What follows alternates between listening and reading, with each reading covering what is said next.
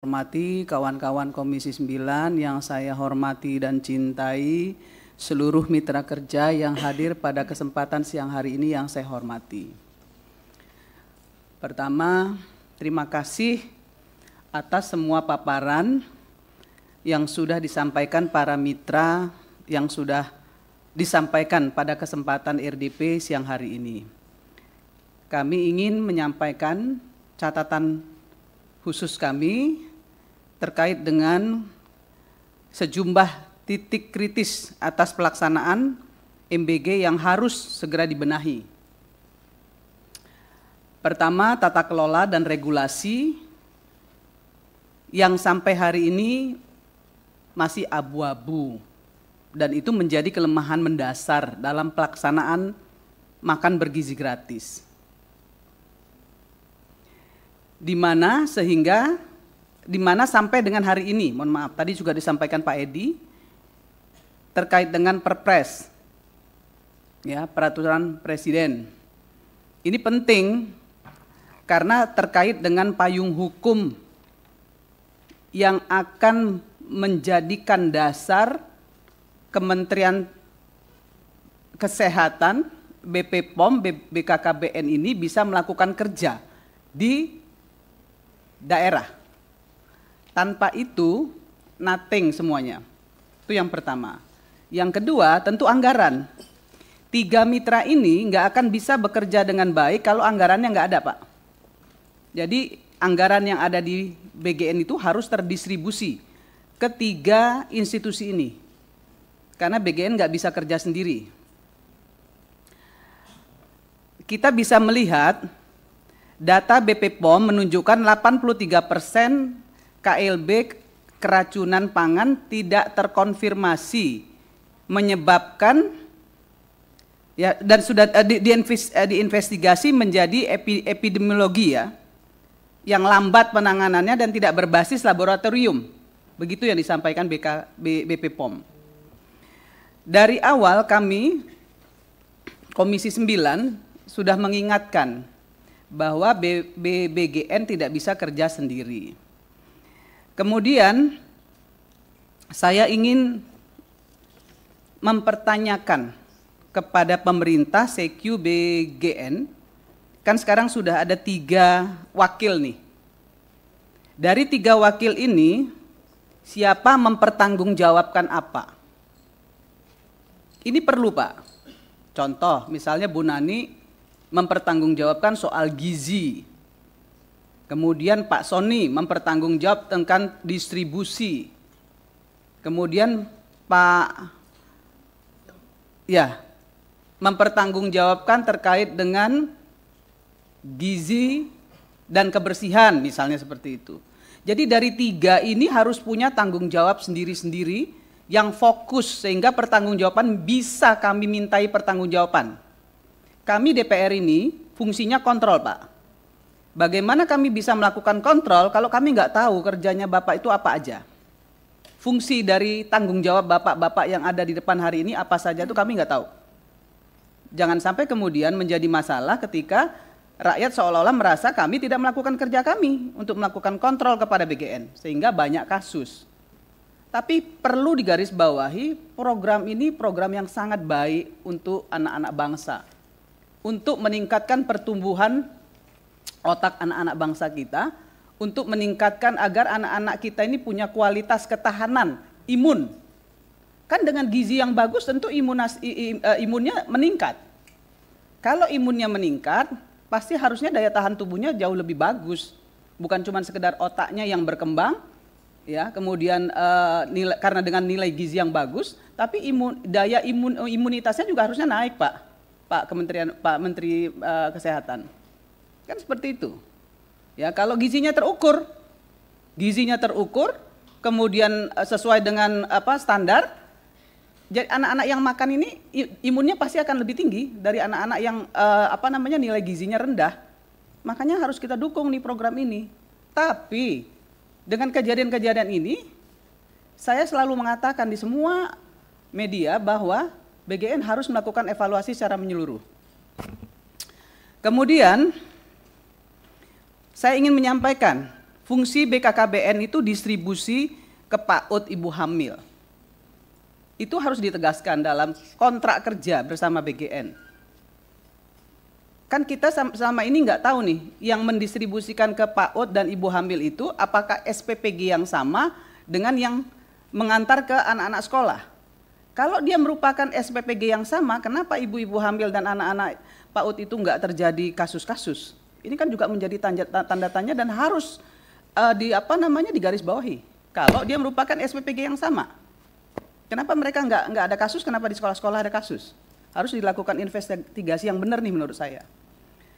Kemudian fungsi Kemenkes itu harus tahu betul terkait dengan nilai gizi, sanitasi yang memadai, yang bersih, yang berkualitas, juga dengan standar higienis yang jelas. Tadi BGN mengatakan akan membuat lembaga sertifikasi lembaga independen. Saya setuju, tapi isinya bukan orang BGN, tapi isinya harus orang BP POM, orang Kemenkes, dan orang BKKBN. 3 institusi itu masuk dalam situ. Sehingga mereka lah yang mengeluarkan sertifikasi itu. Nanti yang mengawasi adalah dinas-dinas kesehatan di daerah. Karena otonomi daerah, maka anggarannya BGN harus mendanai itu juga, mengeluarkan anggaran untuk itu. Jadi BP POM, Kementerian Kesehatan dan dengan BKKBN ini harus mendapatkan anggaran yang cukup juga dari BGN. Karena otonomi daerah ini mereka nggak punya dana, Pak. Ya. Jadi itu harus jelas.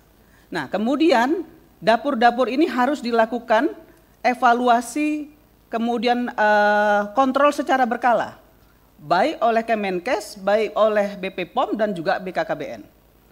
3 institusi ini benar-benar harus backup BGN. Enggak cuma backup, tapi anggaran juga harus dibagi, Pak. Ya, supaya jelas nanti pertanggungjawabannya. Kemudian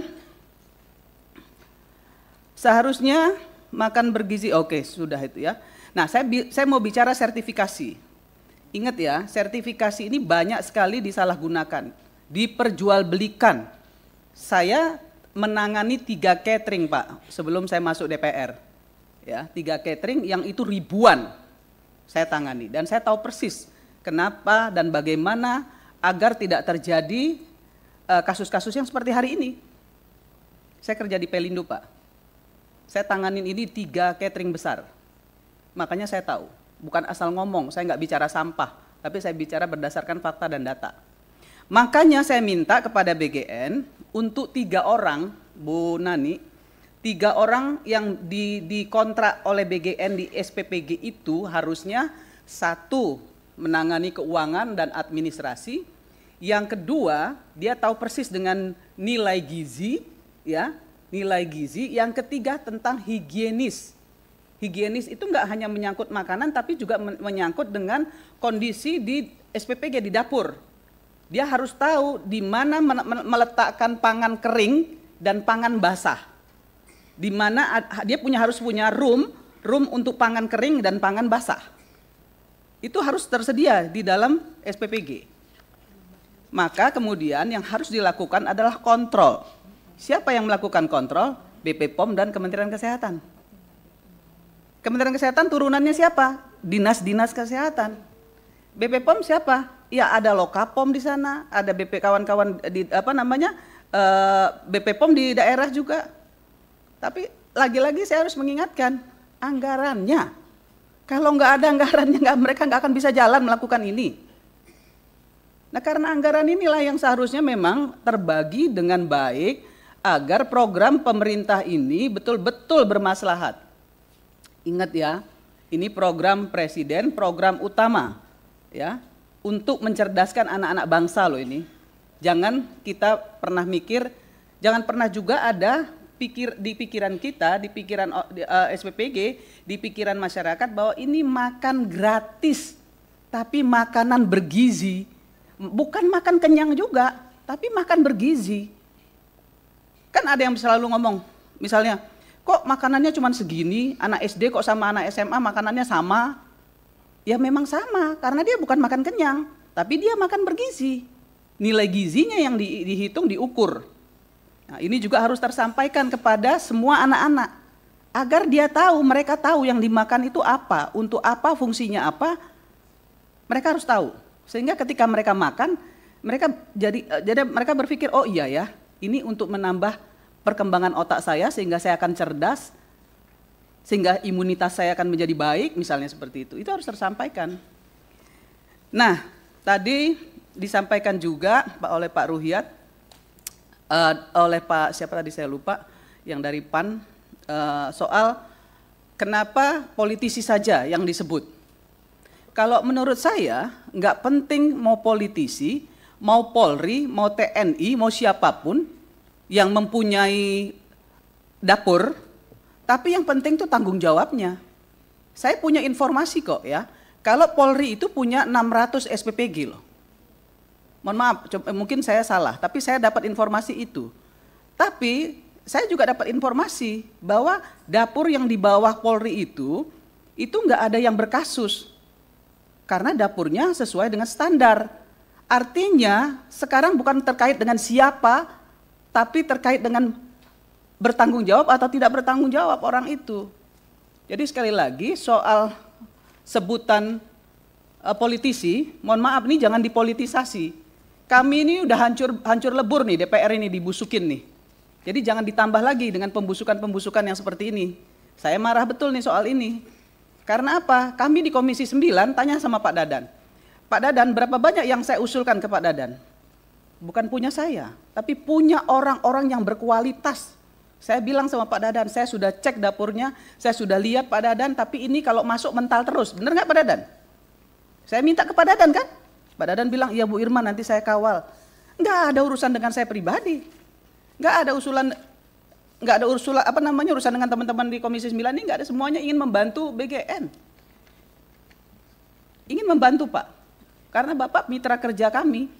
Jadi kalau kerja BGN itu baik, maka kerjanya anggota Komisi 9 itu baik Pak. Itu yang selalu kami lakukan. Kalaupun kami misalnya melakukan kritisi secara konstruktif kepada Bapak, itu tugas kami. Supaya apa? Supaya yang kami kontrol itu kinerjanya bagus, maka anggota Komisi 9 Wakil Rakyat ini juga bekerja dengan baik. Nah, itu yang harus dipahami oleh kawan-kawan semua. Jadi sekali lagi saya ingin sampaikan kepada kita semua bahwa makan bergizi gratis ini sebaiknya yang gratisnya itu dihapus Pak. Makan bergizi saja, nggak usah pakai gratis karena konotasinya negatif. Karena apa? Karena niat dari presiden, niat dari pemerintah memberikan ini kepada anak-anak bangsa ini adalah niat yang sangat baik, yang sangat mulia untuk anak-anak bangsa ini ke depan punya IQ yang jauh lebih tinggi dari yang ada sekarang. Sekali lagi saya ingin sampaikan kepada kita semua, kita tidak usah saling menyalahkan satu sama lain. Yuk kita kerja sama-sama, kerja bareng-bareng. Kalau ada kritisi jangan kupingnya tipis.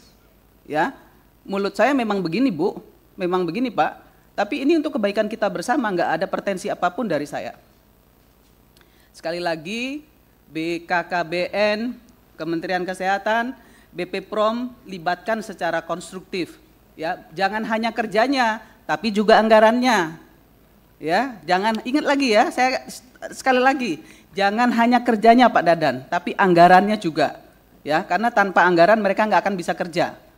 Tanpa anggaran semua kementerian ini nggak bisa kerja dan kami nggak bisa awasi. Ya, jadi efisiensi ini juga membuat kami kesulitan untuk mengawasi dan melakukan kontrol kepada mitra-mitra kerja kami, karena kebanyakan kan anggarannya cuma untuk biaya pegawai, biaya modalnya nggak ada, ya, cuma sedikit. Jadi susah kami mengawasi. Makanya saya nggak mau galak-galak lagi sama mitra Pak, ya, karena anggarannya kecil Pak, kasihan Pak. Ya, nggak ada lagi yang bisa diawasi kecuali BGN yang anggarannya jumbo. Nah, karena anggarannya jumbo itulah maka kemudian kami betul-betul dengan sekuat tenaga akan membantu untuk mengawasi secara konstruktif. Ya, terima kasih. Saya tutup dengan wallahul muwaffiq ila aqwamit thoriq. Assalamualaikum warahmatullahi wabarakatuh. Waalaikumsalam. Terima kasih Bu Irma. Kemudian untuk SPPG aglomerasi yang sekarang sudah terbentuk 10.012, perlu kami sampaikan bahwa itu 100% dibiayai oleh mitra.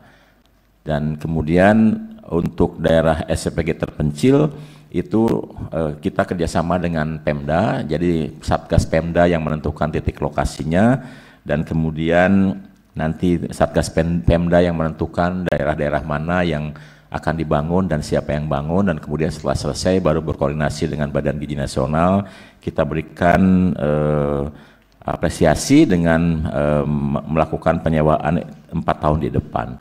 Jadi perlu saya sampaikan Pak Charles, kenapa kita menggarap terlebih dahulu yang aglomerasi dan kemudian bulan depan ini akan intensif dengan Pemda untuk membangun terpencil, karena kami melihat secara kuantitatif anak-anak yang kurang gizi itu ada di daerah aglomerasi, di suburban, terutama di daerah-daerah padat penduduk seperti Jawa Barat, karena kita tahu bahwa Jawa Barat ini kan orang tuanya pendidikan rata-ratanya hanya 8,8 tahun, dan itu menghasilkan anak cukup banyak sehingga yang memiliki akses kurang gizi ada di daerah tersebut. Tapi kita juga akan terus upayakan. Satu pertanyaan saja ke Pak Kepala. Ya. Oke, saya tidak menutup fakta bahwa memang di kota-kota yang padat penduduk tingkat gizi buruk bisa saja tinggi. Tapi pertanyaan saya, apakah data yang digunakan untuk menentukan titik saat ini sudah sesuai dengan data kerawanan terhadap gizi buruk di kota-kota padat tersebut? Ya, memang misalnya di Kemenkes pasti punya nih, kecamatan ini memang angka gizi buruknya tinggi gitu kan. Saya harapkan data itu sudah digunakan dalam menentukan titik, tidak asal melihat titik mana yang lebih mudah untuk didirikan gitu loh Pak. Ya. Ya, terima kasih. Itu salah satu pertimbangannya itu Pak Charles, karena secara persentase daerah 3T memang presentasinya tinggi, tetapi secara kuantitatif Jawa Barat ini melebihi penduduknya sendiri untuk daerah yang rawan gizi.